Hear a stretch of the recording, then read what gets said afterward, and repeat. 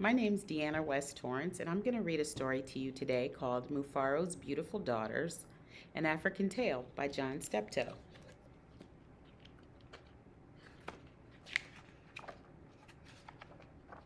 A long time ago, in a certain place in Africa, a small village lay across a river and a half day's journey from a city where a great king lived. A man named Mufaro lived in this city with his two daughters who were called Manyara and Nyasha. Everyone agreed that Manyara and Nyasha were very beautiful.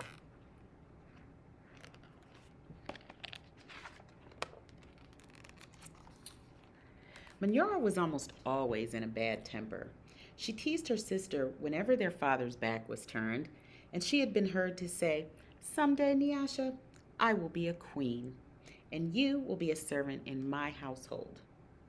"If that should come to pass," Nyasha replied, "I will be pleased to serve you. But why do you say such things? You are clever and strong and beautiful. Why are you so unhappy?" "Because everyone always talks about how kind you are and they praise everything you do," Manyara replied.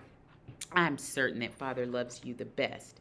But when I am queen, everyone will know that your silly kindness is just weakness."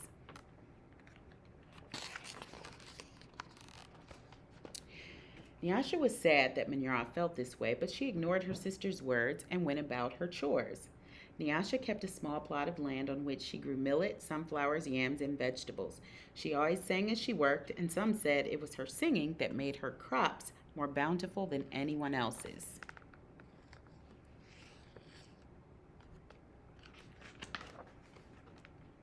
One day, Nyasha noticed a small garden snake resting beneath a yam vine.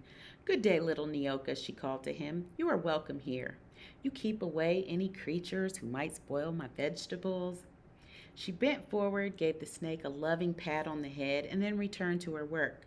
From that day on, Nyoka was always at Nyasha's side as she tended her garden. It was said that she sang all the more sweetly when he was there.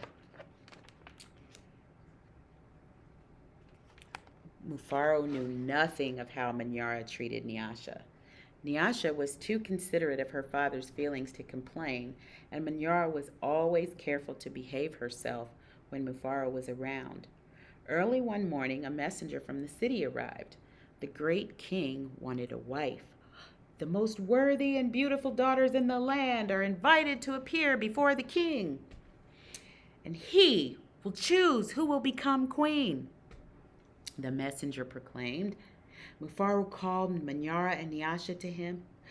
"It would be a great honor for you to be chosen. Prepare yourselves to journey to the city. I will call together all our friends to make a wedding party. We will leave tomorrow as the sun rises."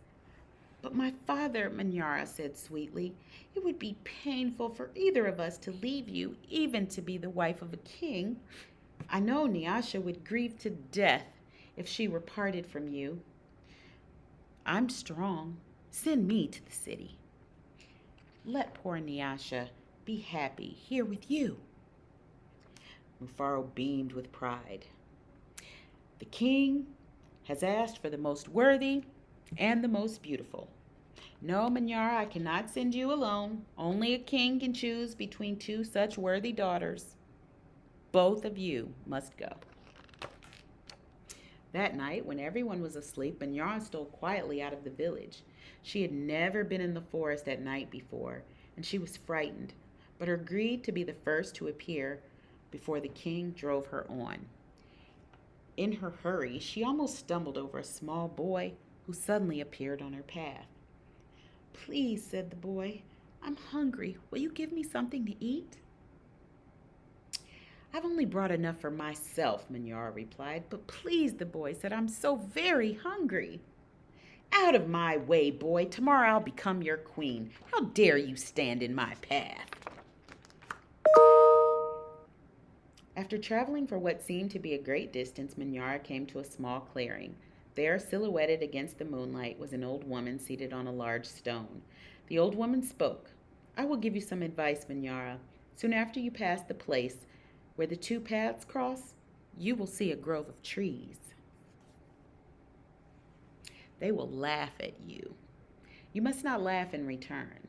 Later, you will meet a man with his head under his arm. You must be polite to him. How dare you know my name? How dare you advise your future queen? Stand aside, you ugly old woman. Manyara scolded and then rushed out of her way without looking back. And just as the woman had foretold, Manyara came to a grove of trees, and they did indeed seem to be laughing at her. I must be calm, Manyara thought. I will not be frightened. She looked up at the trees and laughed out loud. Ha ha ha! I laugh at you, trees, she shouted, and she hurried on. It was not yet dawn when Manyara heard the sound of rushing water. The river must be up ahead, she thought. The great city is just on the other side. But there, on the rise, she saw a man with his head tucked under his arm. Manyara ran past him without speaking.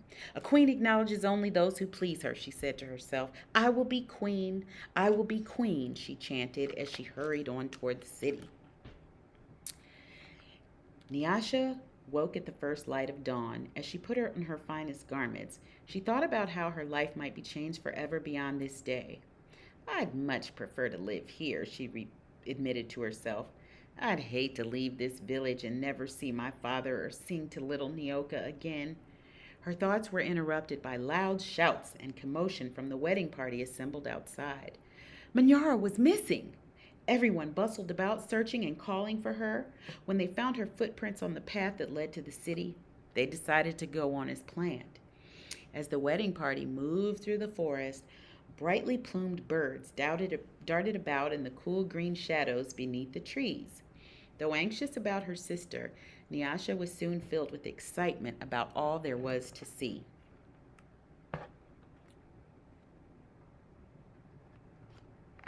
Wedding party going through the woods, forest. Nyasha ran ahead and topped the rise before the others could catch up with her. She stood transfixed at the first sight of the city. Oh, my father, she called. A great spirit must stand here. Just look at what lies before us. I never in all my life dreamt that there could be anything so beautiful.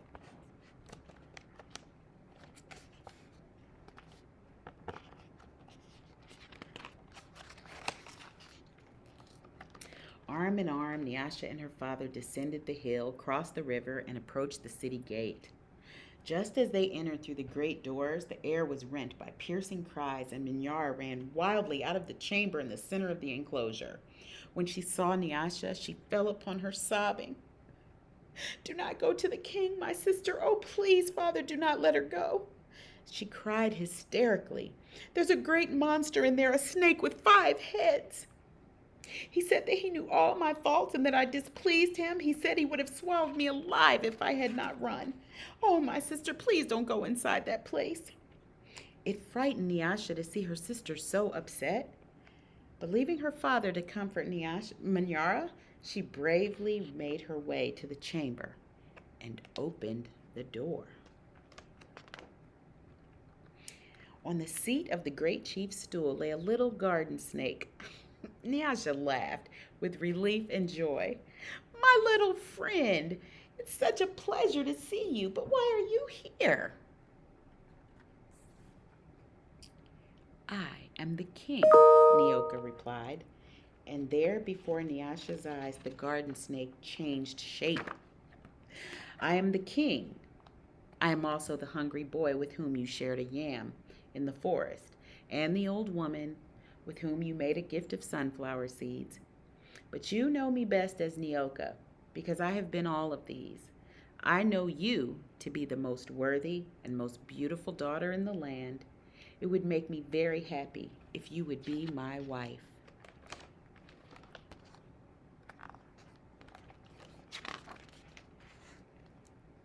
And so it was that a long time ago, Nyasha agreed to be married.